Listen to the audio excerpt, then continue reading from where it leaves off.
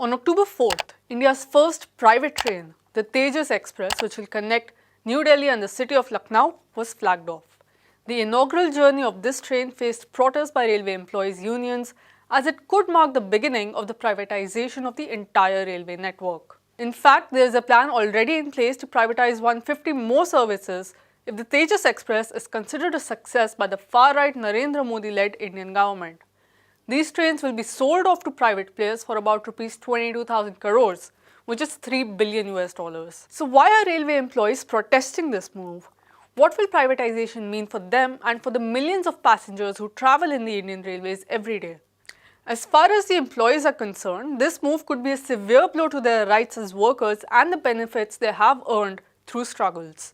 Employees fear that if private companies take over the operation of the railways, they will no longer be guaranteed fair and regular wages.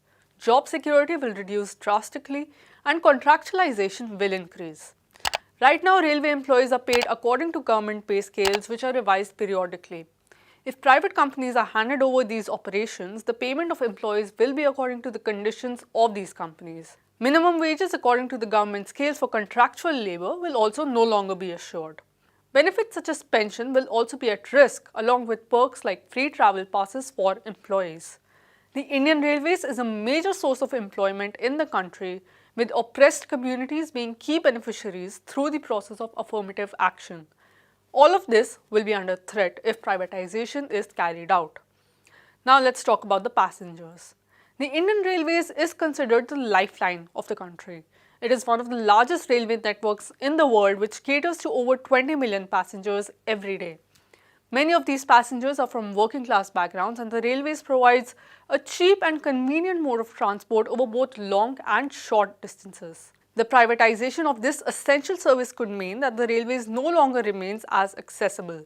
Ticket prices are expected to increase as has happened already in the case of the Tejas Express. And while some extra amenities may be offered by these more expensive private trains, only those who can afford them will be able to use them. In short, the railways will no longer remain a public service.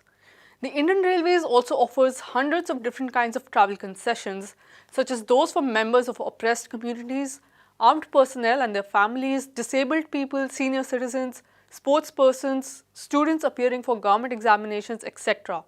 It is unlikely that these will continue to be offered. Apart from the 150 trains, 7 Indian Railways production units and 44 workshops are also being planned to be corporatized. These are profit-making, self-sufficient enterprises which are crucial to the operations of the railway network. Railway unions say that the country will lose some of its national assets if these are sold off to private players.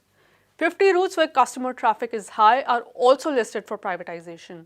If entire routes face privatization, then the whole country's connectivity could suffer as private firms may judge that routes with low traffic are not viable.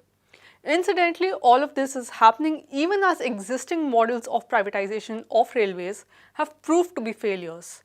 In the UK, for instance, there has been a powerful movement campaigning for the renationalization of the railways.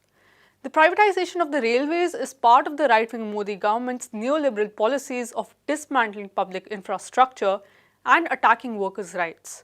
The operation of private trains was a part of the 100-day plan of action of this government that it released on returning to power for a second term in 2019.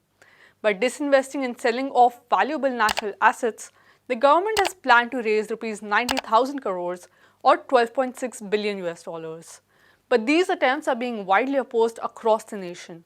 A series of protests have been held since the intentions of this government became clear during their last term itself.